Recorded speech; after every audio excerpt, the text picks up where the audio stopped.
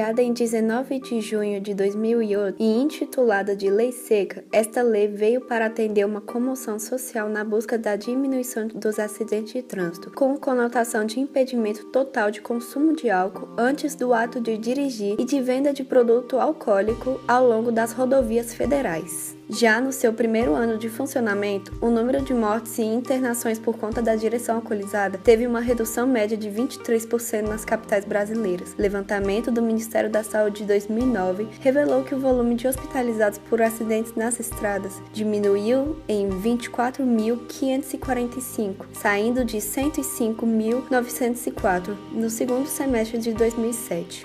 Para 80.359 no segundo semestre de 2008. Já o número de mortos desceu de 3.519 para 2.723 nesse mesmo período pesquisado, redução de 796 obtidos. Um dos principais problemas era que os motoristas podiam negar a usar o bafômetro e não podiam ser presos, caso estivessem cometendo crime por insuficiência probatória. Houve a necessidade de consertar os equívocos trazidos pela lei anterior. Então, Lei 12.760, de 20 de dezembro de 2012, que alterou o artigo 306 do Código de Trânsito Brasileiro. Além de alterar o valor da multa paga, aceita diversos meios da prova através dos quais poderá ser comprovada a embriaguez, tais como o teste de alcoolemia, exames clínicos, perícias, vídeos e prova testemunhal. Atualmente, nosso país é um dos 25 no mundo que estabeleceram a tolerância zero para o consumo de álcool por motoristas e um dos 130 que usam o etilômetro, teste de bafômetro,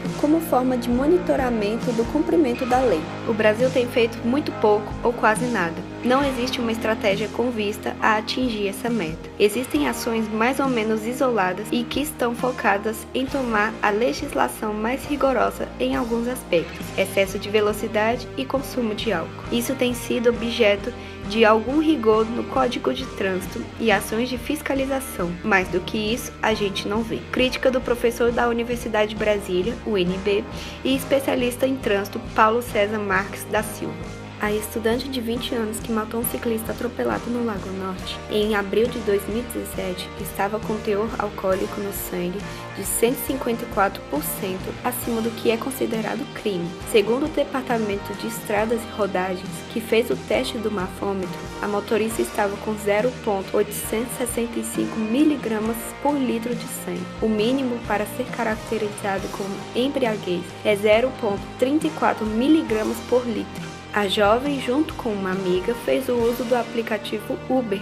para voltar de uma festa e ir para a casa da tal amiga, já que ambas tinham ingerido bebida alcoólica. Na manhã seguinte, alega que já sentia apta para dirigir e ir para casa, que foi quando ocorreu o acidente. O acidente ocorreu na Q17 do Lago Norte, por volta das 10 horas, quando a estudante voltava de uma festa. O ciclista Edson Antonelli, que tinha 60 anos, teve uma parada cardiorrespiratória. Segundo o Corpo de Bombeiros, os militares tentaram reanimá-lo por 30 minutos sem sucesso. Como podemos, então, nos divertir e beber sem colocar a vida de ninguém em risco? Infelizmente, os pontos e as frotas de ônibus brasileiras não estão em condições favoráveis para ficar tarde da noite na rua e também não há muita segurança. Então, o que fazer? Uma das possíveis soluções seria pagar um táxi, porém, o custo é muito alto, apesar de compensar quando pensamos nos acidentes que poderiam acontecer. Nem todos têm condições de pagar um táxi. É aí que entra um serviço que não foi implementado pelo governo, mas que tem contribuído para a diminuição do número de acidentes de trânsito por direção alcoolizada. É o Uber,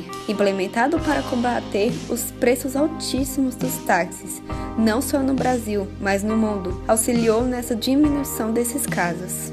Como podemos, então, nos divertir e beber sem colocar a vida de ninguém em risco? Se temos uma solução tão boa quanto o Uber, por que ainda temos um nível tão alto de acidentes causados por direção alcoolizada? É necessário conscientizar a população sobre o risco de dirigir alcoolizado. O governo disponibiliza uma verba anual para a realização de campanhas de publicidades relacionadas a acidentes de trânsito.